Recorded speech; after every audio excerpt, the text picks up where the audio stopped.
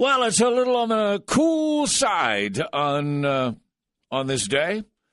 And it's a pleasure, however, to welcome to our studios from FH&P Colin Flannigan, who's going to spend a little time in conversation dealing with advanced care planning. Mr. Flannigan, good morning to you. Good morning, Phil. Thanks for having me. Hey, listen, nice to have you here because how do I frame this?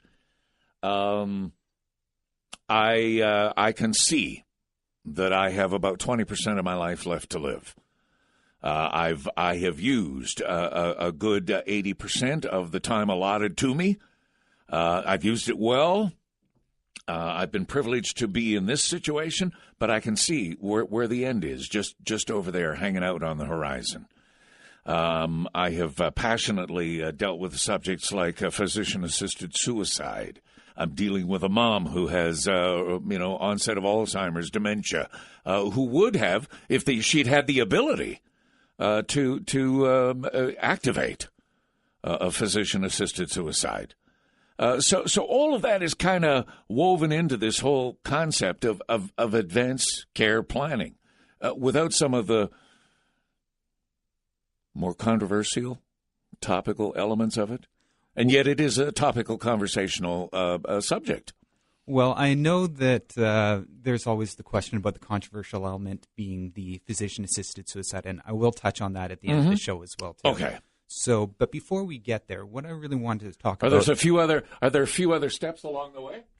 Well, I think the way I want to address this is that when people hear about representation agreements, sometimes the level of awareness isn't quite there compared to other estate planning documents. So I just wanted to maybe do a brief introduction as far as how advanced care planning actually works.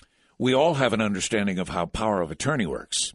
We understand how it's used. We understand why it exists. We understand somebody else has to make decisions for dad who's kind of lost his faculties and has given his money away kind of thing. But what we don't necessarily always understand is the scope of a power of attorney. Okay. So let's talk a little bit about estate planning generally. First, when you look at it, most people have gotten a will, which is fantastic. If you don't have a will, it's something you really need to look into. But the will really governs once we pass away. When we're still alive, when we're looking at incapacity planning, is when we're starting to talk about the power of attorney. Power of attorneys are fantastic. I think it's a great document that everyone really should get because it's about that advanced planning and how you decide and take control while you still can on who you want to help you out and make decisions for you. But the power of attorney is going to be for financial and legal matters. Right, which is generally how it's perceived or seen. And that's correct. But there's also another document that goes part and parcel with the incapacity planning, and that's your care. I mean, when it comes down to it, yes, it's important to look after your estate, your finances, but you also need to be able to look after yourself, and you have that right and that ability to make those choices in advance who you want to help you out when the time comes. And I think, if you'll permit me,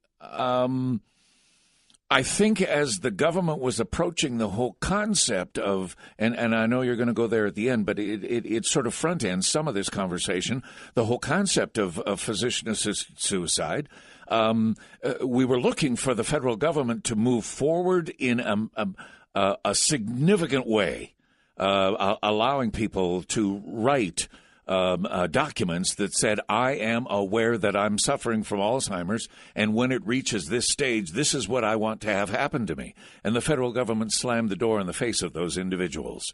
And on and on and on. As Jody Wilson-Raybould, the Justice Minister, in the minds of a lot of Canadians, didn't deliver what we want.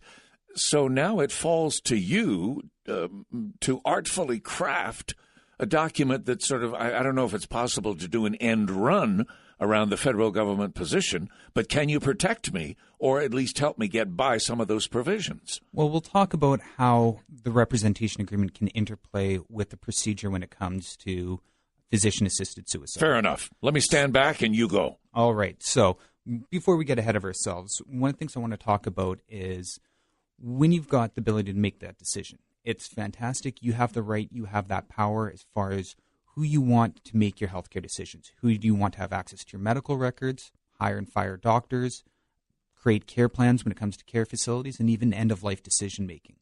Well, what happens if you... Is that a checklist? Are those sort of the four prime areas?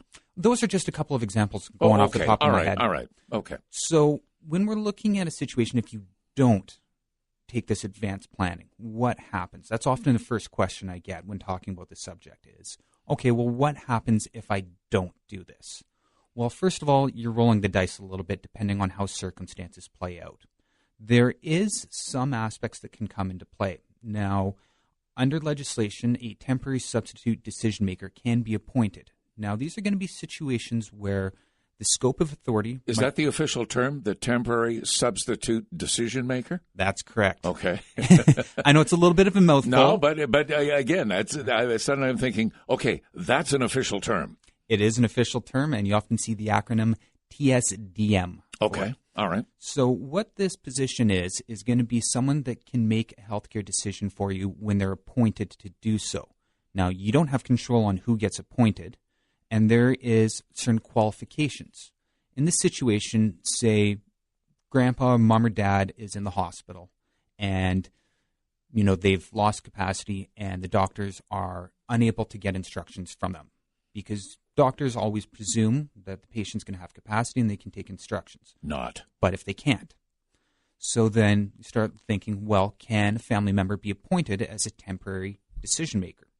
And yes, the physician can, in certain circumstances, appoint someone to make limited decisions. The physician can do that. The physician can, or the public guardian trustee. And Okay. This is where things can start to get a little bit muddy. All right. And that's got to deal with who can be appointed. Most people say, well, my spouse is still alive, so they'll just make decisions for me. Well, that's fantastic if your spouse is still alive when the time comes to make those decisions. But what happens if something happens to them? Then who's next in line? So now you're in a hospital bed, in a nursing home, in a whatever bed, somewhat incapacitated, but the person you've chosen is no longer available to you. Well, it's not even the person you've chosen. We're talking about the situation if you haven't taken the power upon yourself to create who you want to name. Right. Then you start saying, okay, well, what about the kids? Well, what happens if you've got more than one kid and they might have different views on things about particularly when is it time to discontinue treatment? And this can be a very difficult time for family members, and you can have a lot of complicated discussions that can lead to some very hard feelings amongst family members and can really drive families apart. There have been some very big headline-style stories where children have been fighting with each other. One has a view to let dad go, and the other says, we are not going to unplug our father. And then you have the public guardian trustee start becoming involved, because in a situation where you might have competing individuals who could qualify as this temporary decision maker, they have to decide who's the appropriate one. Or if they can't decide, are they going to be the appropriate one? Now, that's when we're talking about the situation where it's going to be more that urgent type of a situation, because temporary decision makers are really what it says in the name. They're meant to be temporary, and it's meant to be limited in scope, what they can actually do. When we're talking more about incapacity as well, too, we're not talking about just end-of-life decision-making, which is part of it. Don't get me wrong. It's an important part of it. But we're also talking about situations about onsetting disease or sudden impact illness, things like the head blow or onsetting dementia. What happens when we start, as we're aging, we need help, and we can't make these decisions on our own behalf and make those care decisions for us? If we haven't named someone, what happens next? Is it necessarily appropriate for a temporary decision maker when we're talking about long-term care? Or are we more looking at a situation where a committee is going to be the likely outcome? Committee is going to be someone appointed under the Patients Property Act. It can either be a public committee, the public guardian trustee, or a private committee. Committeeship applications are complicated and difficult. They require assessments of an individual saying they no longer have capacity, they can't look after their affairs, committee of the state, and they can't look after their person, committee of the person. And really what that is going to be a dual capacity situation. It's like you're being the power of attorney and the representative. You haven't planned in advance, and someone is pretty much going to be just taking those positions. It might be the person you want. It might not be the person you want.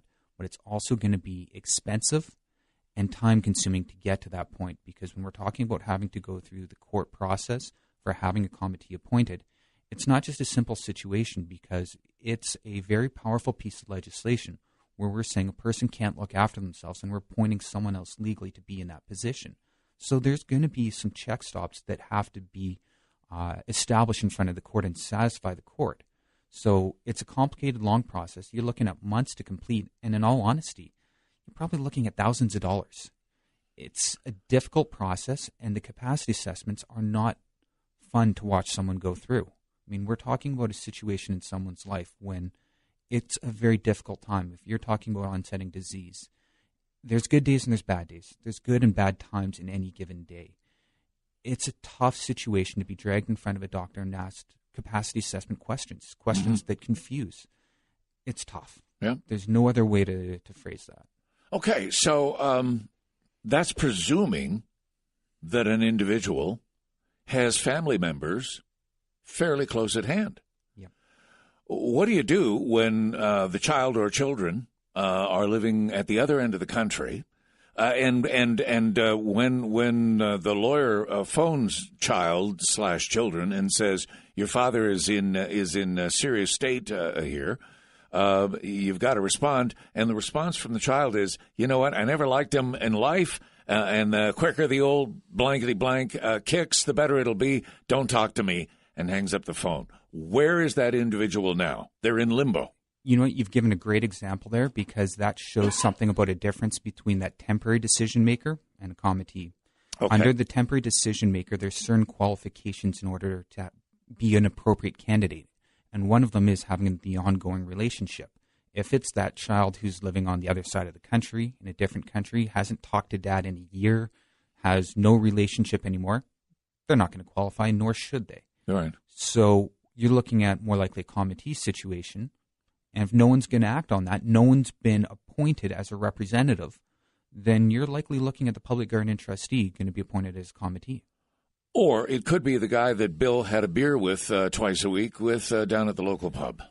And that, if Bill wants to apply to be a committee and take on that responsibility, fantastic. If we've got friends like that, but it's asking a lot on someone. Okay. All right. Colin Flannigan is here. We're talking about advanced care planning. As you're hearing, it is a complex subject, B, an emotional subject, and C is probably an uncomfortable subject for so many people. But we will continue with this conversation in a moment. I need to take a break. If you have any questions, observations, thoughts, you're welcome to call us at 250-862-2525. Advanced care planning for the individual. Back with Colin Flannigan from FH&P on our Tuesday morning Law Talk in a moment. Colin Flannigan, FH&P lawyers in our studios. It's our Tuesday morning Law Talk talking about advanced care planning. Colin, as I said, it is a complex subject. It is an emotional subject, and it is an uncomfortable subject with so many people. I should never presume, but I'm going to presume, on your webpage, on your blog, will some of this be appearing that helps people frame or shape their approach to these subjects and to kind of get their thoughts in order? I think it's a great idea to do a blog on this topic, because it's one of those ones where I really want to help create some more awareness about representation agreements and advanced care planning. So I think it's a great idea that we put something up on our website for that. Because for so many people, death and dying, or just advanced care, and we know that may be life-sustaining mechanisms, machines, et cetera, in so many cases, recognition of a decline of the physical self of the individual that we're talking about becomes emotional for those who are the children or those who are the spouses of the other individual. It is an emotional time, and somehow something on paper helps clarify that thought. Well, as well, too, let's not forget the personal nature on it as well, too. I mean, when it comes to our own care, this is as personal as it gets. It's our own bodies, it's our own well-being, and we all have different ideas on how we envision what type of care we would want in different situations. So I've been talking a little bit about what happens if you don't make that decision in advance. And I don't want to sound like I'm trying to scare anyone, but I just want to show how that could potentially play out. Now, we also have this ability that I really want to talk about now, is the ability to make those decisions now. You've got the right, you've got the power to do so. You can decide, hey, this is the person I would want to make my decisions for me. This is the reason why I want this person, likely because I've spoken to them in advance and said, hey, this is the type of care I want. If this type of thing happens, this is what I would want and wouldn't want. In the representation agreement itself, you can also start putting in clauses where you can give some more direction as well to that representative if you haven't had an opportunity to have some of those more end-of-life type discussions. If this is happening, then I want this to happen. If this is what's happening, then I want this. If I'm in a permanent unconscious state, I would or would not want this type of treatment. And sometimes those conversations we don't get to have with our representative. We have some more of the more day-to-day type care discussions, and we don't have an opportunity to have those end of life. But the idea is that you can have your choice on who you'd want to make those decisions, and you can talk to that person, and you can put down what you would and wouldn't want. Now, the nice thing about it as well, too, is you can make more than one decision. You can say, well, my first choice is going to be my spouse. But, we already gave the example, what happens if something happens between now and 20 years down the road, and something happens to your spouse? He or she gets into a car accident. What happens if that's no longer an option? Well, you can name alternates. What's plan B? You can put alternates into your representation agreement and say, if my spouse can't act, this is who else I want. And if that person can't act, this is my priority list of who I would want to make those decisions. And, one of the things as well, too, we never want to make it too onerous on someone when they start acting, because in case of a situation where they need to act in an urgent scenario, you can make it so, yes, you've got your priority list of who your representatives are, but you can make it say, spouse was first alternative or was first representative, and this agreement was made 10 years ago. Something's happened to spouse, and you had named son in Vancouver as first alternate and good friend, the neighbor in Kelowna, as your second alternate. Well, 10 years later, spouse has passed away, and son's still in Vancouver, but you get into a car accident, and it's one of those situations where you would not want care to continue. What happens then? It's going to take a while for son to either be contacted or be able to make his way to Kelowna General Hospital and be able to have those discussions with the doctor. Neighbor was right there. Neighbor sees the accident. Well, if that agreement's active, neighbor can start acting without showing disqualification of son, even though he's in priority. Oh, so okay. You can set these types of things in the agreement, give that flexibility. So the two are on a parallel footing almost, or have equal responsibility, equal status, I guess, would be. I wouldn't say equal status. You still have a priority. If son's there, son's gets priority. He's going to be the first alternate. But you can have a situation where the second alternate might need to act in an urgent situation. Now, that's why it's important to make sure in your document as well, too, you make sure it's clear in that situation what is the treatment you would or wouldn't want. Do you have to then spell out that neighbor is charged with this responsibility, but needs to also communicate with son at the coast as all of this is transpiring? Is there an expectation of communication? There can be, and it depends on how you want to word it. And it's going to be based on what your preference is. Do you want them to act together where they might have to make unanimous decisions, or do you want to set it in priority where one gets the call first and then the second is in rank and priority? But like I said, even when you do that priority ranking, sometimes it's nice in that urgent situation, have the ability that they have the same scope of authority, but that person in lower priority can act in the urgent situation. Wow. We have reached the end of our time. What I'm going to ask you is, will you come back next Tuesday, roll your sleeves up, and can we then take a larger segment of time next Tuesday to talk about end-of-life, physician-assisted, et cetera, et cetera? Well, what my thought is this, is Nancy Ling of our office, as well to another brilliant young lawyer, her and I have been talking about wanting to do a series of shows on your show, Phil, where we can really get in-depth and talk about this physician-assisted suicide as one of the potential topics. So it sounds like that's next Tuesday, a week from now, would be a little premature. Well, next Tuesday, I think we might have someone else scheduled to come in and talk. So what I can do is I can talk to Nancy, and we can set up when we want to start doing this. Okay, fair enough. It might be, in all honesty, Nancy, I think, is scheduled to do a show in 2 weeks. We might start it on my next show, which is going to be 4 weeks from now. If that's a little too late, we can try rescheduling. You know, the reality for most of us is that that the whole concept of physician-assisted suicide is one that is fraught with so many emotional overtones, if you will, whether it's the Death with Dignity people at the coast, whether it is lawyers such as yourself, whether it is the evidence that even as the situation exists today, 700-plus individuals in the province of BC have requested a physician-assisted suicide.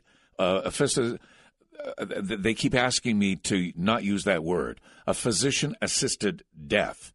And 700-plus individuals have requested a physician-assisted death, and in each case, it has been granted. Mm-hmm. So that's an indication that as a country are slowly, incrementally moving forward on this subject. Yeah, and I think it's one where the way that my understanding is a lot of the health authorities are looking at is medical assistance in dying. Yes. And they're often using that MAID as the acronym for it. So I'm happy to talk about that subject. Colin Flannigan, I appreciate you being in our studio. You find him at 275 Lawrence Avenue, and he is one of an excellent group of lawyers at FH&P.